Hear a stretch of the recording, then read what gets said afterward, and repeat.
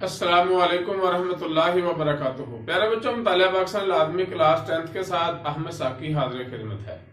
ہم نے تیسرا چیپٹر پاکستان کی معاشی ترقی شروع کر رکھا ہے اور اس کا پہلا حصہ یعنی بورڈ پیپر پیٹرن کے مطابق کثیر الانتخابی سوالات ہمارے مکمل تھے، اور آج انشاءاللہ العزیز ہم نے دوسرا حصہ یعنی مختصر سوالات و جوابات بھی مکمل کر لینا ہے۔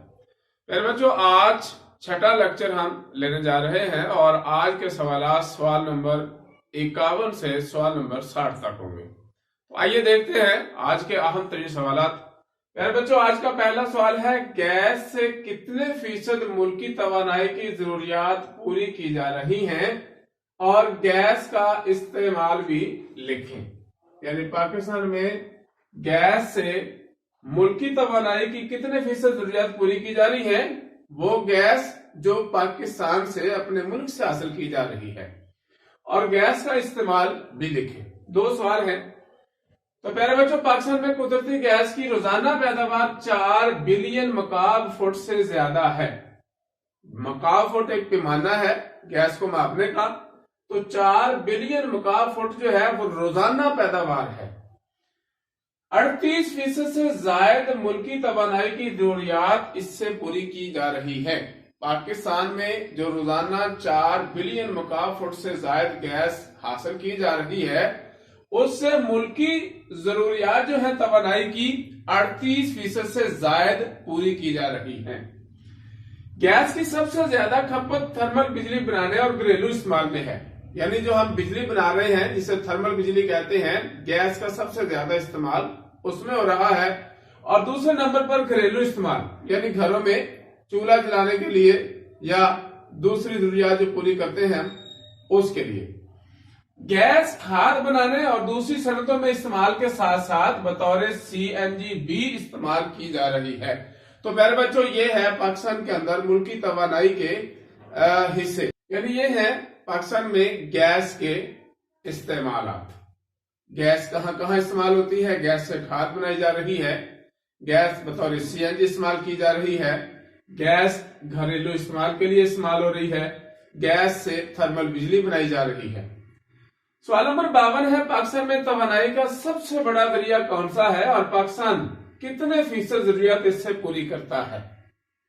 پیارے بچوں، پاکستان میں توانائی کا سب سے بڑا ذریعہ معدنی آئل ہے، معدنی تیل، اور پاکستان اپنی توانائی کی 40% ضروریات معدنی تیل سے پوری کرتا ہے۔ کون سا معدنی تیل؟ جو پاکستان سے نکالا جا رہا ہے، اسی سے پاکستان اپنی 40% جو ضروریات ہیں توانائی کی وہ پوری کرتا ہے۔ پاکستان میں معدنی تیل کی دریافت 1968 میں ہوئی، 1968۔ پاکستان زیریں سندھ، کوہستان نمک، پوٹھوار اور کوہ سلیمان کا دامنی علاقہ معدنی تیل کی پیداوار کے لیے بڑا ہی اہم ہے۔ یعنی پاکستان کا معدنی تیل جو پاکستان اپنے ملک سے حاصل کرتا ہے، جس سے ہم 40% توانائی کی ضرورت پوری کرتے ہیں، وہ زیادہ تر ان علاقوں سے یعنی زیریں سندھ، کوہستان نمک، پوٹھوار اور کوہ سلیمان کے دامنی علاقے سے حاصل کیا جا رہا ہے۔ 8 ملین ٹن تیل پھر بھی ہر سال باہر سے منگوانا پڑتا ہے۔ 8 ملین ٹن تیل جو ہے سالانہ پھر بھی ہم باہر سے منگوا کر اپنی ملکی ضرورت پوری کر رہے ہیں۔ میرے بچوں، سوال نمبر 53 ہے، درآمدات اور برآمدات سے کیا مراد ہے؟ پاکستان کی سب سے بڑی برآمدات کون سی ہے؟ ترقی کے اس موجودہ دور میں کوئی بھی ملک بین الاقوامی تجارت کے بغیر نہیں رہ سکتا۔ یعنی ہر ملک کو دوسرے ممالک سے کچھ لینا یا ان کو کچھ بیچنا پڑتا ہے۔ جب کسی ملک کے پاس کسی چیز کی کمی ہو اور دوسرے ممالک سے منگوانا پڑے تو اسے درآمدات کہتے ہیں۔ وہ چیز جس کی ضروریات ہے مگر وہ چیز نہیں ہے تو وہ دوسرے ممالک سے منگوانی پڑتی ہے، اور دوسرے ممالک سے منگوانے کو درآمدات کہتے ہیں۔ یعنی دال سے داخل ہونے کو کہتے ہیں، باہر سے جو چیز پاکستان کے اندر داخل ہو رہی ہے اسے درآمدات کہا جائے گا۔ اور اگر کوئی چیز وافر مقدار میں ہو تو اسے دوسرے ممالک کو بیچنے اور زر مبادلہ کمانے کو برآمدات کہتے ہیں. یعنی جب ہم کوئی چیز بیچیں گے اس سے جو بدلے میں پیسے ملیں گے اسے زر مبادلہ بولتے ہیں. اور جب زر مبادلہ حاصل ہوتا ہے ہم کوئی چیز باہر بیچتے ہیں تو اسے برآمدات کہتے ہیں. یعنی بے سے شروع ہونے والا لفظ یعنی جو چیز ہم باہر بھیج رہے ہیں وہ ایکسپورٹ ہے، برآمدات ہے، اور دال سے درآمدات جو چیز داخل ہو رہی ہے اسے امپورٹ کہتے ہیں. پیارے بچوں سوال نمبر 54 ہے پاکستان کی اہم درآمدات اور برآمدات لکھیں. پاکستان کی اہم درآمدات و برآمدات لکھیں. درآمدات میں پیٹرولیم اور اس کی مصنوعات، الیکٹرانک کی اشیاء، دوائیں، مشینری، چائے پتی، خشک دودھ وغیرہ جو ہے یہ ہم باہر سے درآمد کرتے ہیں. برآمدات میں ٹیکسٹائل اور اس کی مصنوعات، چاول، سیمنٹ، چمڑے کی مصنوعات، سرجری کا سامان وغیرہ جو ہے یہ ہم برآمد کرتے ہیں. تو درآمد باہر سے منگوانا، برآمد باہر بھیجنا. تو یہ ہے پاکستان کی اہم درآمدات و برآمدات. سوال نمبر 55 ہے تجارتی خسارے سے کیا مراد ہے؟ پیارے بچوں جب کسی ملک کی درآمدات برآمدات سے زیادہ ہوں تو تجارت خسارے میں ہوگی. یعنی اگر درآمدات کم ہو گئی ہیں، برآمدات زیادہ ہو گئی ہیں تو پھر وہ ملک پرافٹ میں ہے، نفع میں ہے. کیوں؟ اس لیے کہ جب ہم چیز بیچتے ہیں تو پیسہ جیب میں آتا ہے. جب پیسے سے جیب بھرتی ہے تو اس سے پرافٹ ہوتا ہے، منافع ہوتا ہے. لیکن جب برآمدات کم ہو جائیں، درآمدات بڑھ جائیں، زیادہ ہو جائیں تو پیسہ جیب سے نکلتا ہے چیز خریدنے کے لیے. جب پیسہ جیب سے نکل رہا ہے تو اسے خسارے میں کہتے ہیں، نقصان میں کہتے ہیں. تو جب کسی ملک کی درآمدات برآمدات سے بڑھ جائیں، زیادہ ہو جائیں تو اس ملک کی تجارت خسارے میں ہوتی ہے. میرے بچوں سوال نمبر 56 ہے پاکستان کی بین الاقوامی بندرگاہیں کون کون سی ہیں اور ان کی اہمیت لکھیں. میرے بچوں پاکستان میں جو بین الاقوامی بندرگاہیں ہیں وہ ہے کراچی، پورٹ قاسم اور گوادر. پاکستان کو بین الاقوامی سطح پر تجارتی نقطہ نگاہ سے ہب کی حیثیت حاصل ہے. ہب کسی بھی گاڑی کے محور کو کہتے ہیں جس کے اوپر پوری گاڑی کا وزن ہوتا ہے، دار و مدار ہوتا ہے، ویل گھومتے ہیں تو گاڑی جو ہے وہ ہب کے ذریعے سے آگے گھومتی ہے. یعنی گاڑی کے اندر سب سے انتہائی زیادہ رول جو ہوتا ہے یا سب سے زیادہ اہمیت جسے ہوتی ہے وہ ہب کہلاتی ہے. تو ایسے ہی پاکستان کی جو بندرگاہیں ہیں وہ ایک ہب کی سی حیثیت رکھتی ہیں. ان بندرگاہوں کی وجہ سے پاکستان کو ایک ہب کی حیثیت حاصل ہو گئی ہے. پیارے بچوں سوال نمبر 57 ہے پاکستان کی بین الاقوامی بندرگاہوں پر نوٹ لکھیں. بین الاقوامی انٹرنیشنل.